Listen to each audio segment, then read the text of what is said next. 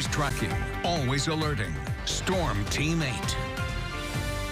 And good morning, West Michigan. We are waking up to fairly quiet conditions, but boy, don't let that fool you. Conditions will be deteriorating across the region today as a massive regional winter storm system with significant impact will be rolling in.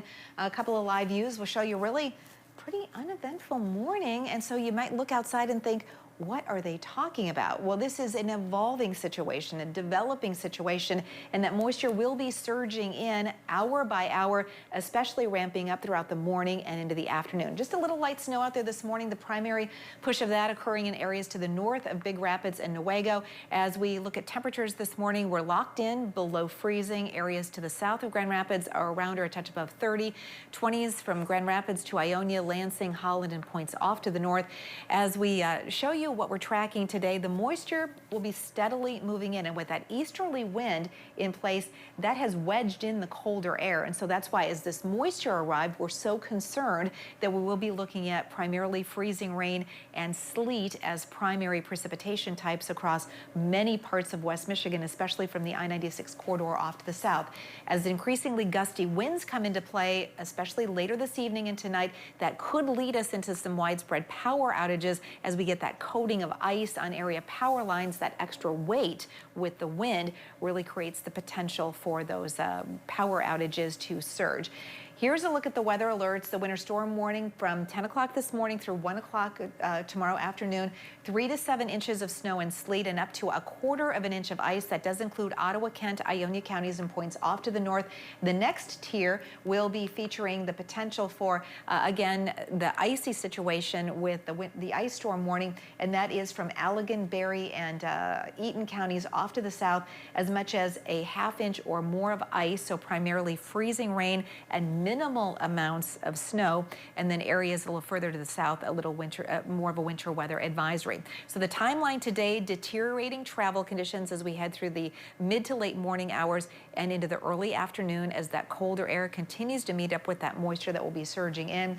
Dangerous road conditions, that's a slam dunk throughout the entire area as the freezing rain and sleet will create that icy coating.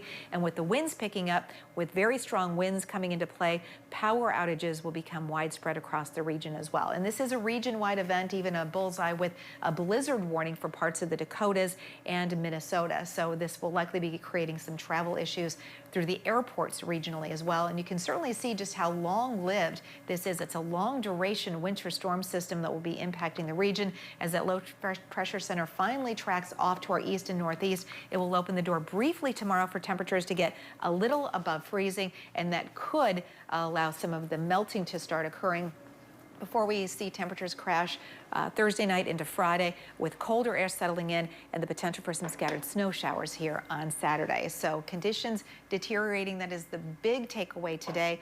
Tom, how are drivers doing, at least first thing this morning? I noticed that it looks like road crews have been pre-treating some of those surfaces. The roads were definitely well salted on my drive into work this morning, so that is good news. Right now, things are quiet, and that's how they will remain until that storm system starts to move in.